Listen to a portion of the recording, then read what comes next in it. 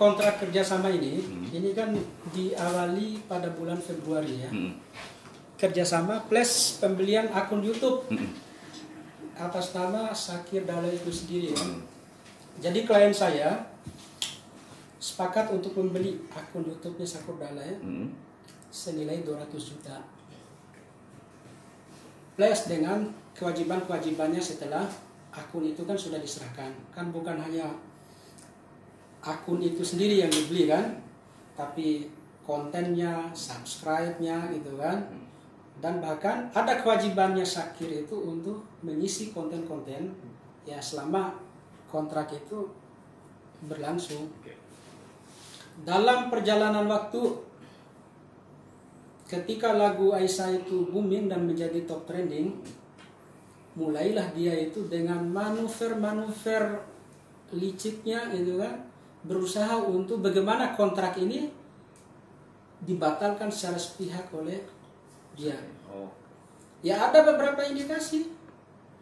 Pertama, dia mempermasalahkan itu, dia menyangkal adanya kontrak.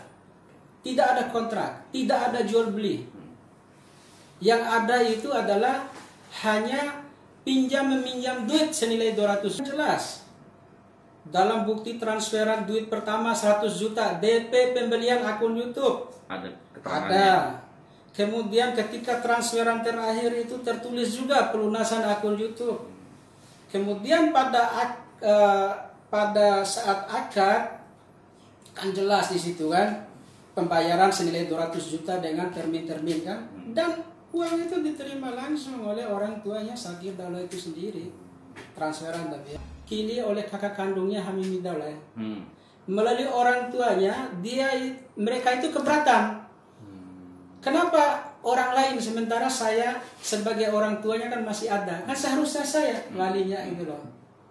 Ya saat itu kan kita sudah menanyakan kepada pihak Syakir, yang wakili itu siapa? Ya selama ini dia bilang bahwa yang mewakili itu adalah kakak kandungnya Hamimi Daulay gitu kan. Apa yang mau disoal gitu kan? Perjanjian itu menurut ketentuan hukum memenuhi syarat pasal 1320 KUH terdakwa syarat sah perjanjian, pasal 1338 pasal sepakatan servana, kebebasan untuk berkontrak,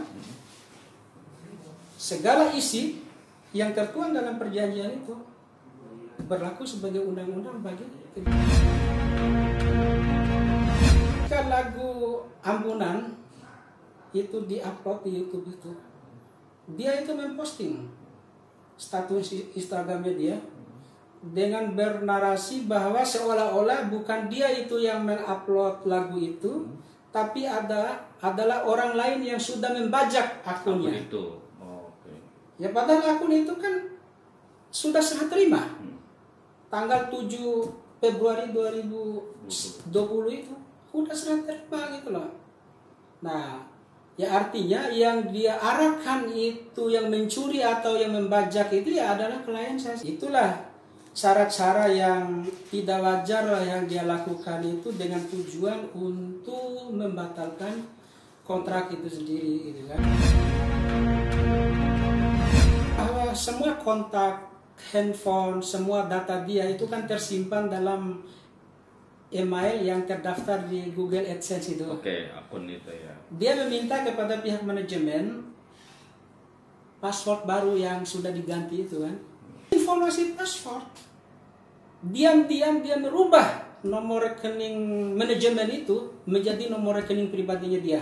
Oh, supaya pembayaran itu ya masuk ke rekeningnya dia kan. Dengan alasan bahwa karena ini masih dalam sengketa, dia yang bilang sengketa.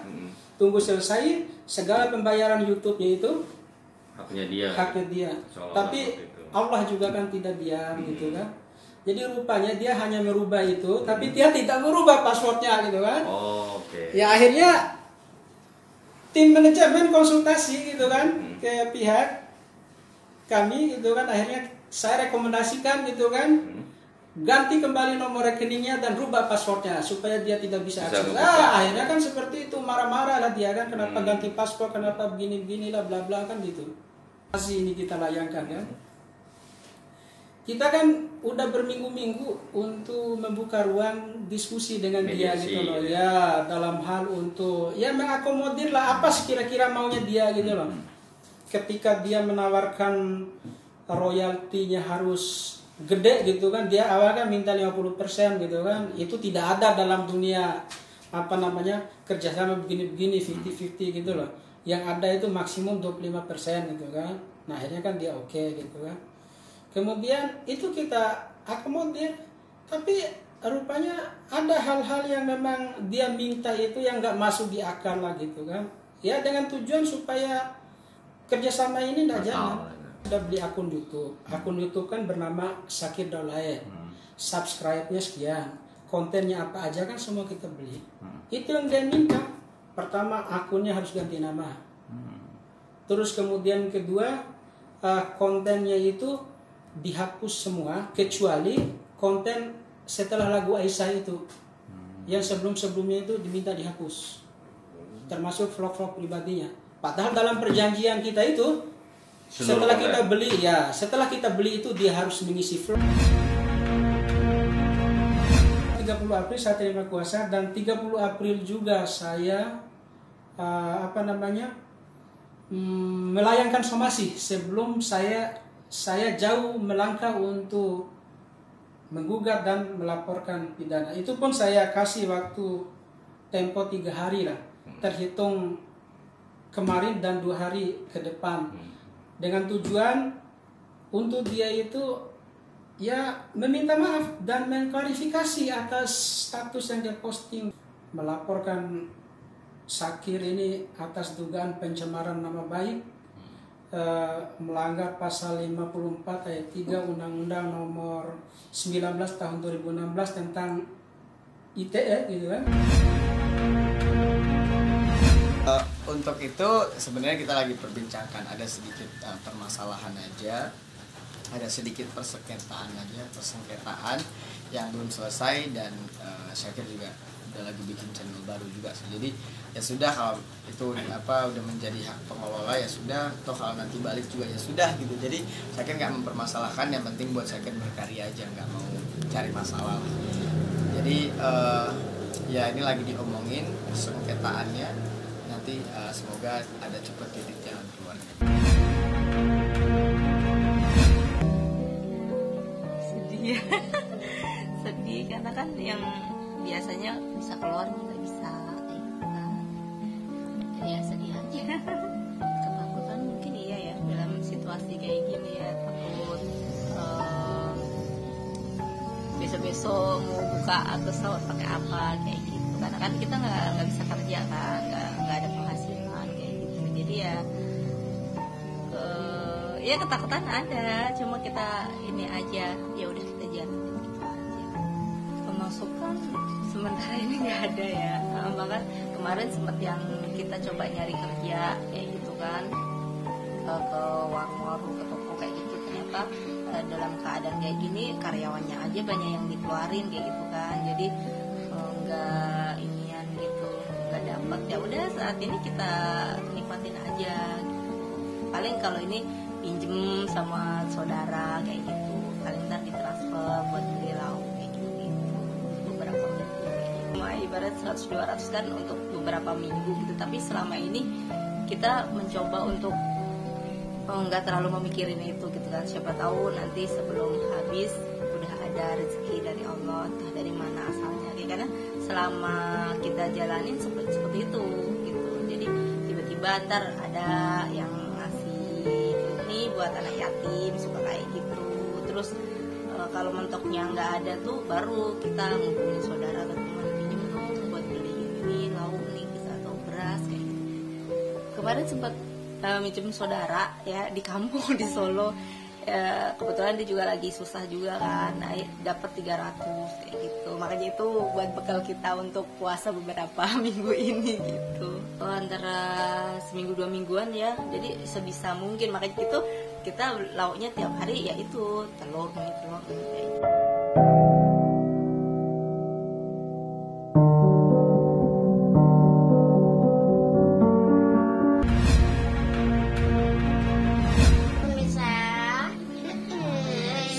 udah waktunya buka puasa. Ya, sekarang udah waktunya buka puasa. Udah disiapin telur dadar. Kan aku sama Yaudah, yuk. Ayo. Iya. Mama lagi bikin nasi. Habis ini kita ambil lauk. Halo sayang. Ini telur dadar. Ayo kita berbuka puasa. Sekarang kita makan pakai nasi. Pastinya pakai nasi lah. Dengan lauk. Apa mau lauknya? Ya. Lauknya telur dadar. Emang favorit banget dari aku kecil. Emang aku lebih suka sama telur. Aku warna biru. Oke, kita doa buka puasa. Bismillahirrahmanirrahim. Allahumma barik lana fima razaqtana wa qina adzabannar. Amin ya rabbal alamin. Selamat berbuka puasa semuanya. Untuk kita juga ya.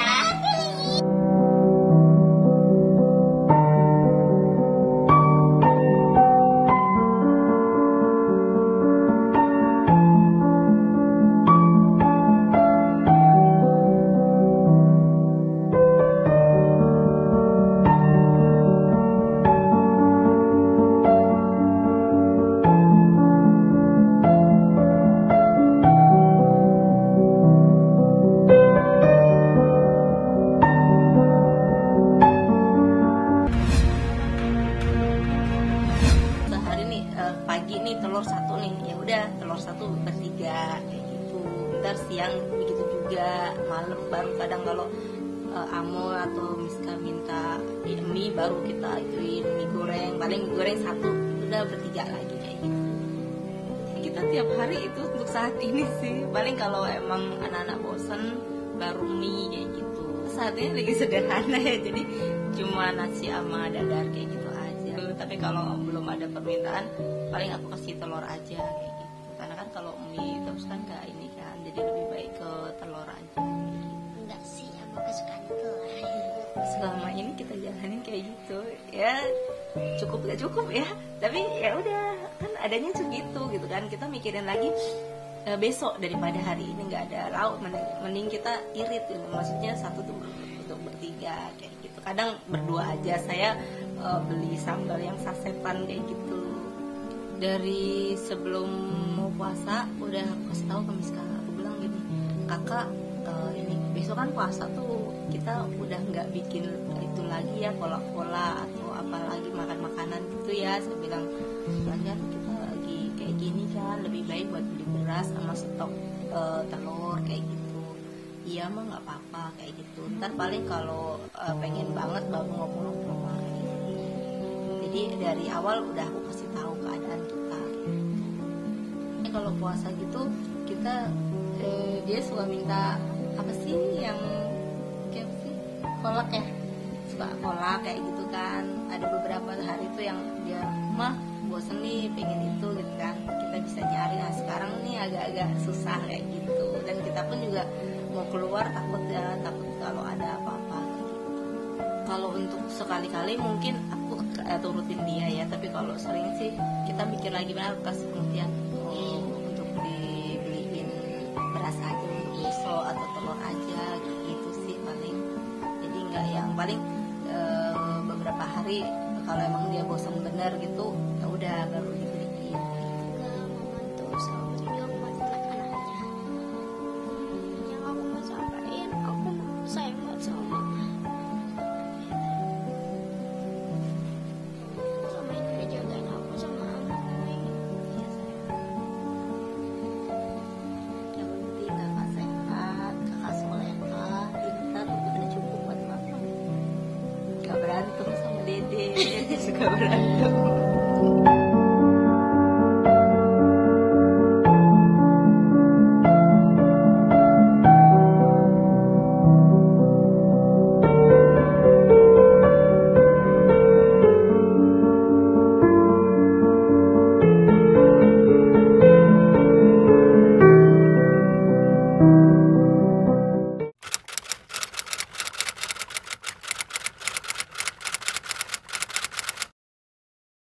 Jadi jangan lupa untuk subscribe Cumi Cumi.